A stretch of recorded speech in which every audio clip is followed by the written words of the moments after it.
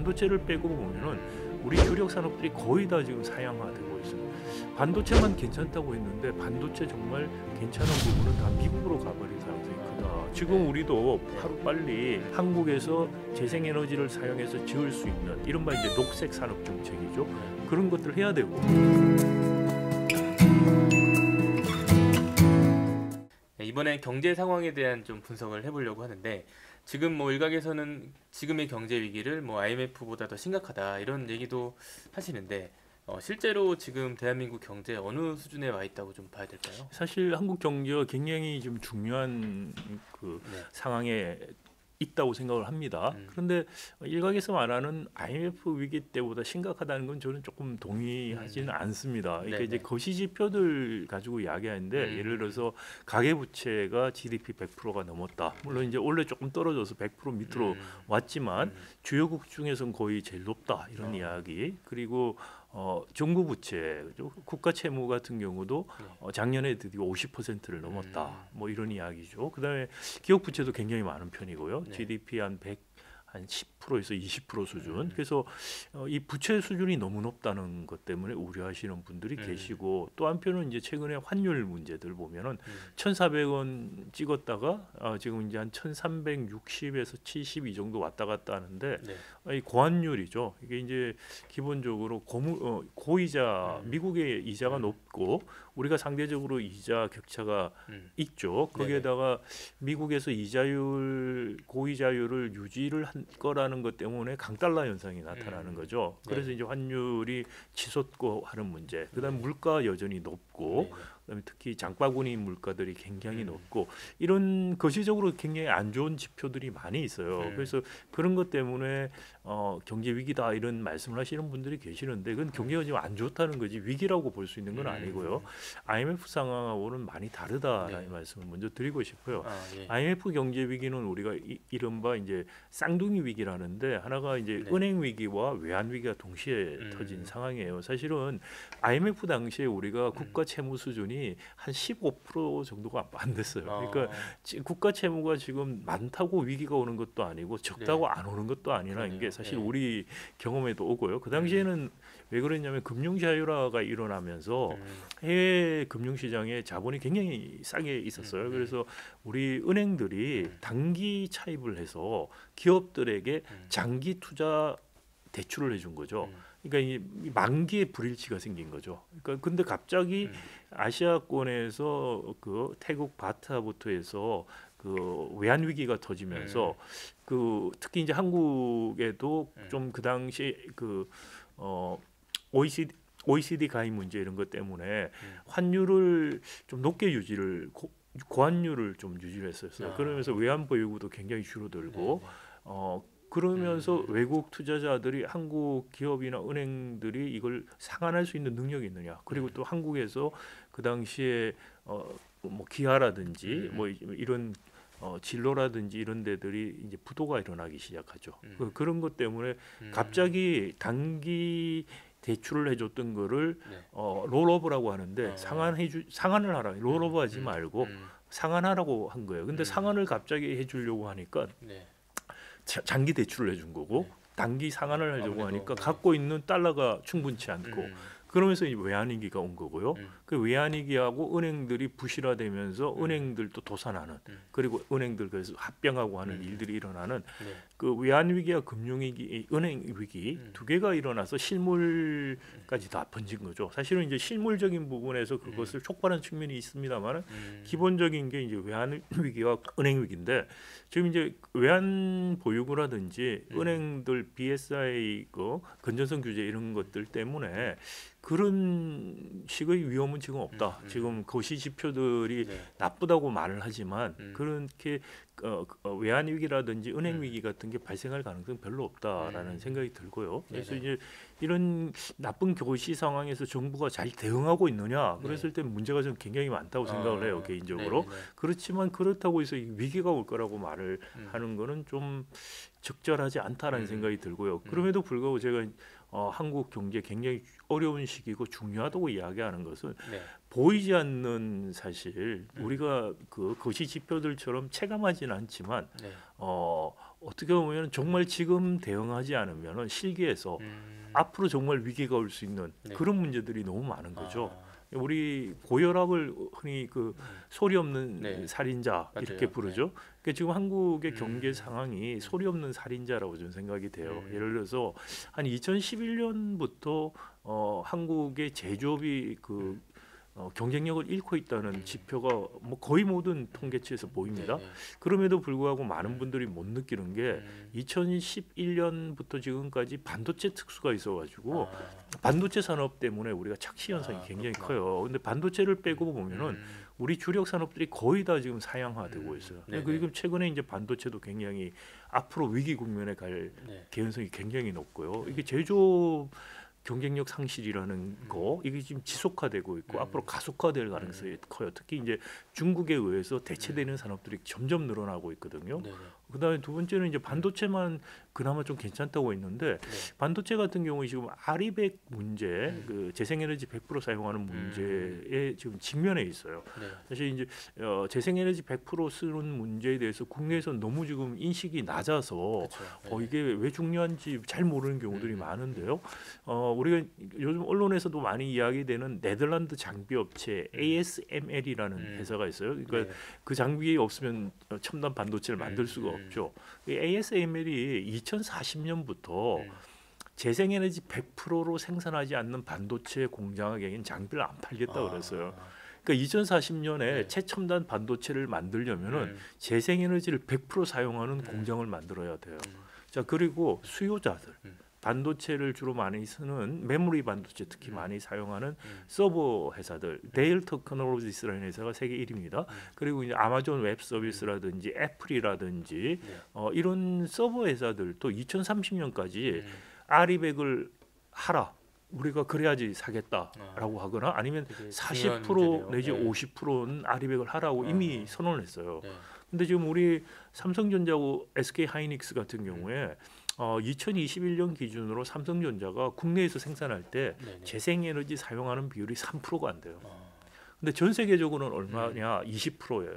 그럼 어디서 그러면 20%가 되느냐? 네. 미국, 유럽, 일본, 중국에서는 다 아리백으로 생산하고 있어요. 아, 삼성전자가 이제 이미. 삼성전자가. 그래서 네. 지금 반도체 그 칩스 액트라고 해서 네. 보조금을 많이 줘서 미국에 투자하라고 지금 해서 삼성전자나 SK 하이닉스가 많이 투자를 하고 있는데 최근에 이제 삼성전자가 보조금을 많이 받았죠. 미국에 투자하겠다고 한 거에 한 15%를 받게 되는데 이제 텍사스 테일러라는 도시에 지금 네. 두 번째 지금 하나 이미 가동하고 있고요 공장을 네. 두 번째 그 시스템 반도체 파운드리 그 위탁 생산 시설을 짓고 있는 거를 2.5배를 확장하겠다고 지금 발표한 거예요. 그러면서 15% 보조금을 받았는데 네. 앞으로 삼성전자는 텍사스에 11개 공장을 더 짓겠다고 이미 3년 전에 텍사스 주정부에 의향서를 제출해 놓은 상태예요. 11개나 더. 네, 그리고 네. SK 하이닉스 같은 경우에 지금 인디아나 주에 그 요즘 그 AI 칩 때문에 핫한 HBM이라는 거 그거 시설을 짓겠다고 지금 네. 선언을 했고 지금 공사 중에 있습니다. 음. 근데 거기에 비해서 삼성전자나 SK 하이닉스가 용인에 반도체 합쳐서 한 600조 투자한다고 발표를 했는데 네. 그 문재인 정부 때 K 반도체 벨트 그다음에 윤석열 정부 와서 또 추가로 해서 투자하는 거 합쳐서 한 600조예요. 그런데 예를 들어서 SK 하이닉스 같은 경우에 6년 동안에 공장 4개를 6년 전에 기공하기로 한 걸 6년 동안 기공도 안 하고 있어요. 그 사이에 인디아나에 가서 공장을 네. 새로 짓고 있어요. 어. 자, 그다음에 삼성전자 같은 경우에 윤석열 정부에서 300조 들여서 그 반도체 그 시스템 반도체 클러스터를 용인에 만든다고 했거든요. 그런데 거기서 2030년까지 전체 한 4%만 짓고 네. 2030년에서 50년 사이에 96%를 짓는다는 계획이에요. 근데 문제는 뭐냐면은 네. 전력 공급이나 용수 계획이 없어요. 어. 그러니까 거기에 짓더라도 전기를 어디서 끌어오거나 용수할 그런 수도 없어요. 구체적인 네, 계획들이 계획이 아직 없어요. 세우지 그래서 않는 더더구나 거군요. 이제 뭐 어떤 분들은 윤석열 정부가 지금 생각하는 건 원전 지어서 음. 전기를 준다는 건데 사실은 원전을 거의 강원도 쪽에 짓죠. 안전성 때문에. 그런데 송전탑을 못 지어요. 밀양 송전탑 반대 시위 이후에 우리나라에서 송전탑 하나도 못 지었어요. 그리고 지금 강원도의 삼척 쪽에 화력 발전소를 지었거든요. 추가로 석탄을 지었는데 송전을 못 하고 있어요. 송전탑을 못 지어서. 그래서 그건 불가능한 이야기예요. 그리고 더 중요한 거는 원전은 네. 재생에너지 안 들어가요. 아, 그렇게 한다고 하더라도 2030년에서부터 음. 50년 동안 공장을 최첨단을 짓겠다? 이건 불가능해요. 그래서 음. 앞으로 반도체는 삼성전자나 SK 하이닉스는 미국에 최첨단 공장을 지을 가능성이 굉장히 커 아. 보인다는 거죠. 근데 왜 이- 미국에 짓는 이유는 뭐예요? 제일 큰 이유가 하나는 이제 트럼프 바이든 음. 행정부 이어지면서 미국에 지어라는 압박들을 아, 받았고요. 네. 그다음에 이제 보조금도 준다는 면도 있죠. 음. 근데 이제 보조금을 받아서 가는 거는 아니에요. 왜냐하면은 보조금을 받더라도 그거를 15% 정도 받더라도 우리나라도 세액공제 15%를 줍니다만 그걸 네. 안 받더라고 하더라도 음. 우리나라 거들 하더라도 한국에서 짓고 운영하는 게 훨씬 더 싸요. 네네 아무래도 네, 그렇기 때문에 경제적인 이유는 아니고 정치적인 이유도 아. 하나 있지만 더 큰 게 네. 재생에너지 100%예요. 음. 그러니까 미국은 가면은 다 아리백을 할 수 있는 환경을 구축하면서 짓고 있거든요. 네네. 그런데 지금 우리는 아리백 할 수 있는 전혀 준비가 안 돼 있어요. 타이완에 TSMC라는 반도체 시스템 반도체 위탁 생산 회사가 있지 않습니까? TSMC는 작년 2023년 9월에 네.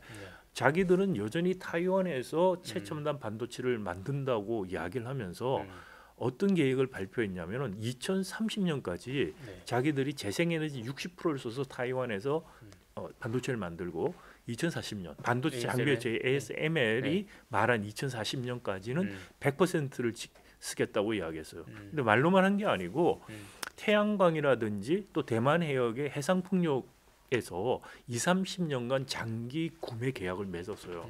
그러니까 안정적으로 하겠다. 그러니까 네.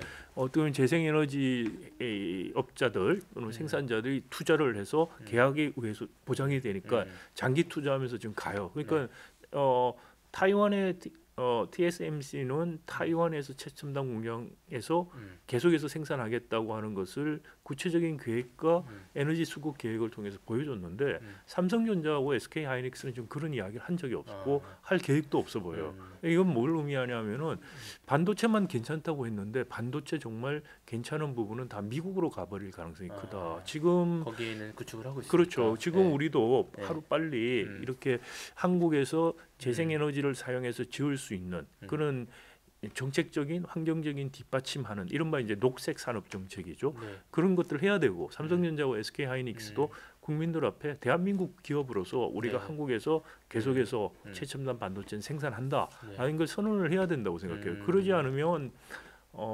나중에 뭐 한 3년 지났다 어떤 지금 뭐 27년이 돼 버려요. 그때 가서 하겠다. 너무 늦을 수 있죠. 이게 제가 이제 말씀드린 소리 없는 살인자라는 네. 이야기가 그런 거죠. 그 제조 전반적인 위기라든지 네. 아리백에 대한 대응하는 반도체 문제 이런 것들을 지금부터 고쳐 나가지 않거나 준비하거나 고쳐 나가지 않으면 좀 지나면은 이제 실기에서 더 이상 어쩔 수 없는 상황이 갈 수 있다. 이게 정말 위기라고 저는 생각해요. 네. 근데 여기에 대해서는 그다지 논의가 안 되고 있다. 그게 더 큰 사실 네. 위기죠. 지금 아무래도 반도체 얘기를 또 집중적으로 해주셨는데 뭐 반도체뿐만 아니라 다른 제조업은 더 상황이 또 어려운 거 아닌가요? 더 어렵죠. 예를 네. 들어서 2020년에 그 산업연구원에서 중국하고 한국의 산업들 비교이익을 분석한 보고서가 있어요. 그 보고서에서 5년이 있으면 네. 선박, 반도체 그리고 한 가지 더 있었는데 한 3개 정도 빼고는 중국한테 거의 다 우리가 대체된다. 네. 그렇게 했는데 사실 선박도 거의 보고서에서 예측보다 더 빨리 지금 대체가 되고 있어요. 그러니까 선박 중에서도 네.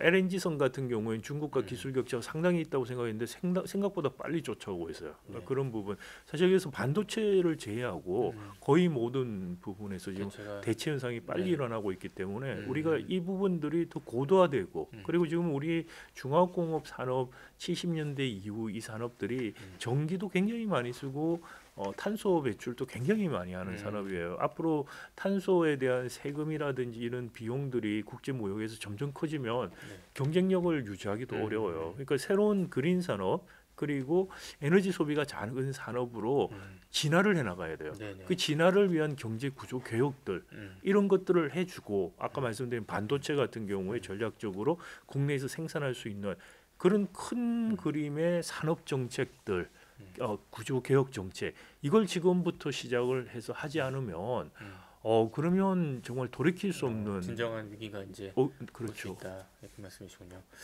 네, 알겠습니다. 지금 이제 그런 대응이 뭐 지금도 늦었지만 또 빨리 이루어지지 않으면 진짜 위기가 올 수 있는 그런 상황인데 그런 이제 또 방법 중에 하나로 어떤 정부 주도의 재벌 개혁 이런 부분도 말씀을 하셨어요. 어떤 좀 그 개혁이 좀 필요하다고 그래서 보시나요? 지금은 왜 네, 이렇게 잘 안 네, 되느냐 생각을 해보면 음, 산업 진화가 잘 안 되고 있는 이유가 뭐냐면은 음, 우리가 사실 박정희 개발 체제에서 정부 주도 개발 중심으로 발전을 했고 음, 굉장히 성공적이었어요. 네, 네, 그런데 이 성공 모델이 지금 작동이 안 되는 이유가 뭐냐면 음, 경제가 발전했기 음, 때문이고 그리고 재벌들이 재벌 중심 발전을 하다 보니까 네, 재벌에 의한 경제력 집중이 일어난 거죠. 아, 그러니까 우리 예를 들어서 삼성그룹 같은 경우 계열사가 한 60개, SK그룹 한 150개 이렇게 돼요. 그러니까 한 10위 밑에 있는 재벌 기업들하고 이야기해 보면 할 게 없다 그래요.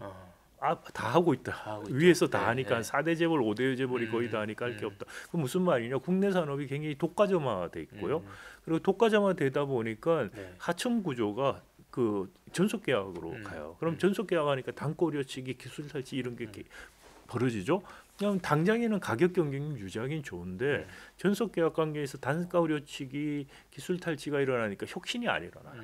그 중간재 산업이 발전을 못하는 거죠. 네, 이게 이제 대기업 임금하고 중소기업 임금 격차가 벌어지는 이유가 되고 사회 양극화의 원인이 되기도 하는 거죠. 근데 하여튼 이런 구조가 있으니 중간재 혁신이 안 일어나고 대기업들 입장에서는 기술 경쟁력보다 단가 오려치기에 의한 가격 경쟁력이 쉬우니 그 기존에 있는 체제를 바꾸고자 하는 네, 요인이 없어요. 그리고 또 하나는 재벌의 소유 지배 구조 자체가 중화학공업들 중심으로 돼 있어요. 네, 그러니까 이것들을 그 제가 이제 경제 구조 개혁으로서 재벌 개혁을 하자고 말을 하는 건데, 그러니까 출자 구조 같은 것들을 지나치게 지금 많은 계열사를 못 가지게 출자 구조에 대해서 과거에 우리가 지주회사 제도 도입한 거 당시 정도 수준으로라도 규제를 하면은, 네, 그럼 이제 어떻게 보면은 재벌들이 자기 선택, 셀프 셀렉션을 하게 되죠. 그러면 많은 여유가 틈들이 생기면 새로운 기업들이 들어갈 수 있고 경쟁이 일어나고 그러면 전속 계약 관계도 깨지기 시작할 거예요. 네, 그리고 이제 전기값 같은 경우 이런 것도 현실화 자꾸 시켜줘야지 전기를 적게 사는 산업으로 승부수를 띄우겠다는 유인을 주죠. 그런 진화가 일어나게 만들자는 네, 거죠. 네, 기회를 먼저 주고 그리고 또 유인으로 어떻게 보면은 탄소 중립이라든지 그린 산업 중심으로 산업이 진행해 갈 수 있도록 그런 식의 유인도 주고 그렇게 하는 작업들을 한 부분에서 시작을 해야 되고 또 한편으로 아까 말씀드린 것처럼 클러스터 같은 반도체 뭐 아리백 클러스터라든지 이런 것들을 만드는 작업들을 해야 되고요. 이게 늦어지면은 특히 동남권 울산부터 여수까지 여기 거의 러스트 벨트가 될 거라고 저는 생각해요. 네. 지금 말씀하신 그런 변화들이 사실은 뭐 점진적으로 이루어질 수도 있고 아니면 좀 동시다발적으로 같이 이루어져야 한 번의 효과를 볼 수 있겠다는 좀 생각도 드는데 실제로 이제 그런 부분들이 가능할까 이런 또 의문도 좀 드네요. 이게 네. 이제 어떻게 네. 보면은 굉장히 종합적이고 네. 좀 거대한 스케일의 음. 개혁을 해야 되는 상황이에요. 네. 근데 지금은 우리가 경제 발전하고 지금까지 성공하고 이 체제에서 잘 했다는 것 때문에 네, 네. 그 말씀드린 것처럼 음, 이대로 있으면 안 된다는 상황에도 많은 맞아요. 사람들이 네. 느끼지를 못하고 네. 있죠. 그러다 보니까 큰 개혁이 필요 없다고 생각하시는 분도 많아요. 음, 근데 이제 보이지 않는 살인자라는 말을 제가 자꾸 말씀을 드리는 게 그렇지만 지금 그런 과감하고 종합적인 개혁을 시작하지 않으면 우리가 인식했을 때 너무 늦다는 말이죠. 그 타이타닉 영화 보시면 네. 그 빙하에 부딪히기 전에 선원 한 명이 선장에게 이렇게 가면 빙하에 부딪힐 수 있으니 항로를 바꾸자고 말하는데 무시당하죠. 왜냐하면은 거기서 항로를 바꾸면은 돈도 많이 들고 네네. 그다음에 약속한 시간에 맞춰서 배가 도착을 그러니까, 못 해요. 네. 그러니까 선장은 자기 경험상 아닌 것 같다고 해서 무시해 버리다가 빙하가 보이는 지점에 가서 항로를 바꾸려고 하는데 배를 너무 심하게 돌리면 전복하니 최대한 돌렸는데 빙하에 부딪혔죠. 그럴 수 있다는 거죠. 음. 지금 보이지 않지만 이게 예측이 되는데 예측이 되는 문제. 이때 항로를 바꿔야 되는 거죠. 음. 그런데 이걸 대한민국의 항로를 바꾸지 않고 가다가 음. 다 알 때, 눈에 보일 때 그때 너무 늦은 시점이 될 수 있다는 거죠. 네, 알겠습니다. 혹시 지금 말씀하신 그런 경제 변화 속에서 좀 우리 같은 좀 뭐 어쩌면 현대 직장 다니고 있는 저 같은 분들, 사람들 어떻게 좀 대응을 하는 게 좋을까요? 일반 네, 사람들은. 저 이런 이야기를 하다 보면은 음. 반응들 이게 한 저기 3, 40대 음. 직장인들이라든지 전문직 분들 반응이 뭐냐면은 음. 이민 가야 될까요? 저한테 묻는 게 교수님 네. 지금 이민 갈 때입니까? 라고 차라리, 물어요. 네. 이건 각자 도생 아. 생각을 하는데 네. 그래서 제가 뭐라고 대답을 하냐면 이민 가서 생활한다는 게 정말 쉬운 일이 아니다. 제가 이제 미국에서 박사하고 그다음 교수 생활하면서 12년을 살았어요. 그래서 네네. 이제 미국의 이민 사회도 많이 보고 그러시군요. 있는데 네. 일단 사회적 지위 자체가 음. 이민자라는 음. 지위가 우리도 이제 한국에서 보시면 사회에서 가장 낮은 지위를 가지기 쉬워요. 그리고 또 본국이 못 살면은 더 무시를 받아요. 그리고 그쵸. 지금 최근에 네. 미국이라든지 유럽에서 이민에 대한 음. 그 인식이나 태도도 굉장히 옛날보다 나빠요. 음. 그래서 이민 가서 산다는 게 정말 만만치 않은 거예요. 그래서 그럴 생각이 있고 이민 가서 극복하고 살 용기와 자세가 있으면 지금 우리 사회가 그렇게 되지 않도록 바꾸는데 힘을 더 더 힘을 보태라. 보태야 된다. 그래서 음. 어떻게 보면 우리가 국민들이 좀 자각을 하고 이런 음. 부분 그리고 정치인들이 알아서 바뀔 것 같지는 않아요. 네. 그러니까 이렇게 바꾸라고 국민들이 네. 목소리를 아. 높여서 네. 바꾸게 하는 그런 것들이 필요하다. 그러니까 어떻게 보면 공동체 전체가 어떻게 되든 나만 어떻게 할 수 있다라는 생각 그거부터 버려야 된다는 얘기예요. 타이타닉 배가 침몰하기 시작하면은 나만 잘 되는 방법이 없어요. 네. 그러니까 최근 들어서 하여튼 이 젊은 세대에서 이렇게 어떻게 보면 큰 이야기 거대 담론 싫어하고 그다음에 아주 맞아요. 소확행 네. 따지고 그리고 이게 어떻게 보면 뭐 안 되면 뭐 저기 나만 뭐 빠지면 되고 뭐 이런 생각들이 만연한데 이건 굉장히 위험하다라는 거고요. 그래서 좀 그런 좀 자각들이 있었으면 좋겠다는 생각 때문에 사실 제가 작년에 유튜브 채널도 하나 그래서 만들어서 또 네, 말씀해 이런 주시고 이야기들을 이제 네. 좀 체계적으로 전달하려고 하고 있습니다.